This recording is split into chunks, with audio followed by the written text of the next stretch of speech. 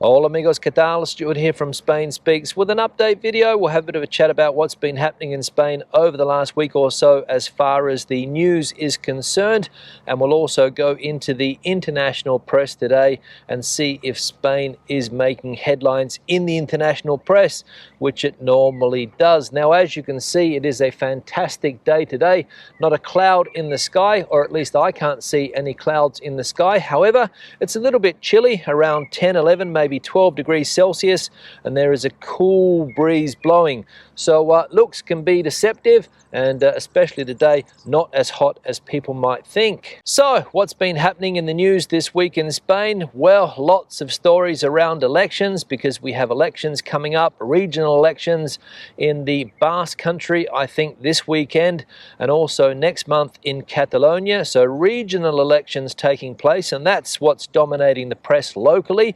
But there's also lots of talk about the upcoming tourist season and the effect that the drought is going to have on the tourist season this year, and government scrambling to come up with policies to make tourism compatible with the drought situation in some parts of the country, most notably Malaga, down there in the south of the country, and also in Catalonia, Barcelona, for example. And the Barcelona City Council, as we can see here, has come up with an idea, and they have decided to qualify all public swimming pools as climate havens in order to fill them despite the drought. Now, interesting what the Barcelona City Council has come up with. Let's read on. Leia Bonet, the first deputy mayor of Barcelona City Council, announced this Thursday that the nearly 50 municipal swimming pools in Barcelona will be filled and will join the network of climate shelters in the Catalan capital, which has had 200 of these since 2019, thermal spaces in which there are already libraries, civic centres or museums,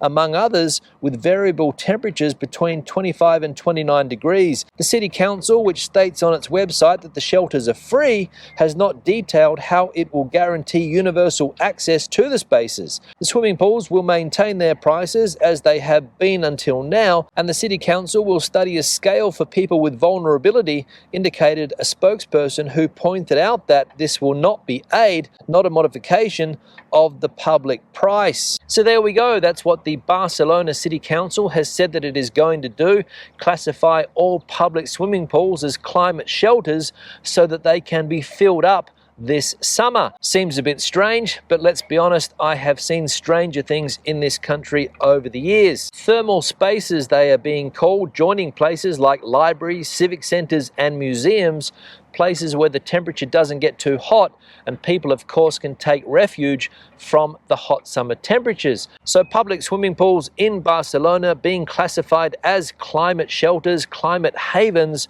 so that they can be filled. But the city council there in Barcelona, like many city councils here in Spain, not all that transparent when it comes to the exact details. So interesting to see what the Barcelona City Council has come up with in order to make swimming pools compatible with the drought, and we'll see if other town halls, other municipalities around Spain follow Barcelona on this. Don't know, time will tell. Now, time to go into the international press, and I found this article here from ITVX. The pain in Spain. Where are Brits not so welcome this summer, is the question being asked.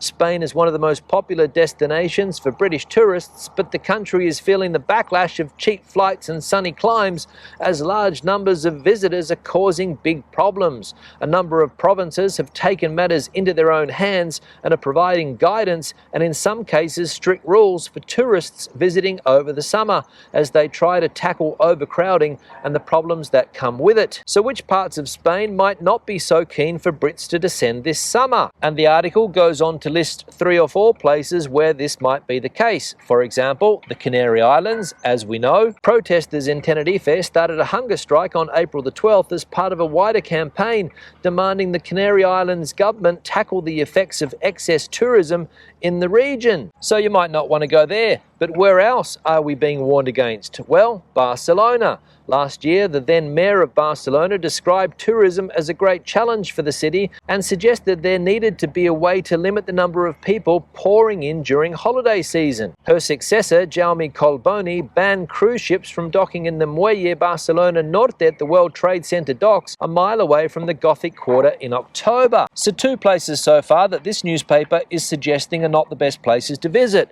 Where else? Well, Mallorca is also listed. Mallorca has introduced a series of new rules over the last couple of years that aren't explicitly preventing tourists from enjoying the island, but do seek to weed out drunken tourism. A number of restaurants ban shirtless, costumed or football shirt-wearing travellers, according to Juan Miguel Ferrer, the chief executive of Palma Beach. So we'll cross out Mallorca as well. Where else are we talking about? Well, Alicante is also listed. Alicante introduced new noise-related restrictions in 2023 in response to influxes of tourists causing disruption for locals. And the city council has warned of hefty fines for anybody flouting the rules. So Alicante also a place where tourists might not be welcomed with open arms, according to this article. So yes, these things are happening around the country. There is a backlash towards tourists in some parts of the country, the ones that are mentioned here, but I don't think it should put you off planning a holiday to Spain this year.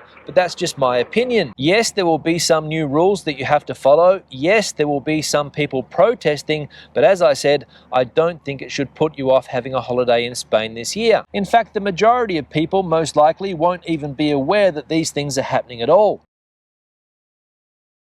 And the final piece of news about Spain that is making the international press today, this one here in the Financial Times, the prestigious Financial Times, and the headline, Spanish drought pits tourists against locals in contests for water. Threat of another dry summer increases struggles over swimming pools and scarce resources. The threat of another parched summer in Spain is pitting tourists against local residents and left against right in battles over water in the country's holiday hotspots. Hotel swimming pools are the latest flashpoint in Spain's struggle to cope with the effects of climate change, with local governments forced to consider strict controls on water usage to prevent the taps running dry across the south. Right-of-centre politicians are seeking to cosset sun-lounging holidaymakers, while left-wing leaders have pointed to hotels as part of the problem. And this article basically sums up the problem, the never-ending conflict between the left side of politics here in Spain and the right side of politics,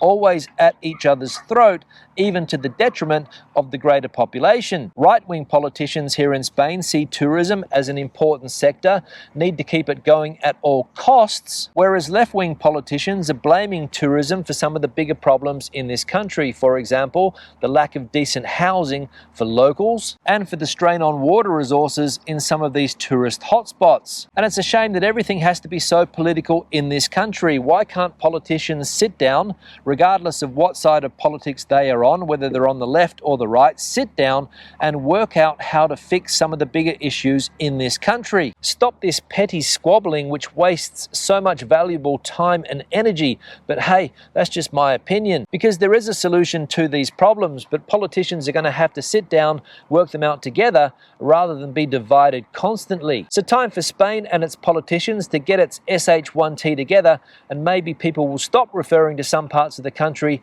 as third world. Because with the way some politicians talk and act in this country, you could quite easily come to that conclusion. On that note, I'm going to wrap this video up. Questions and comments, please leave them in the section below. If you have anything to add to the conversation today, please, the comment section is the place for you. Debate the video out as you normally do. Give it a thumbs up if you liked it, thumbs down if you didn't. I'll see you in the next one. Hasta luego from sunny Madrid.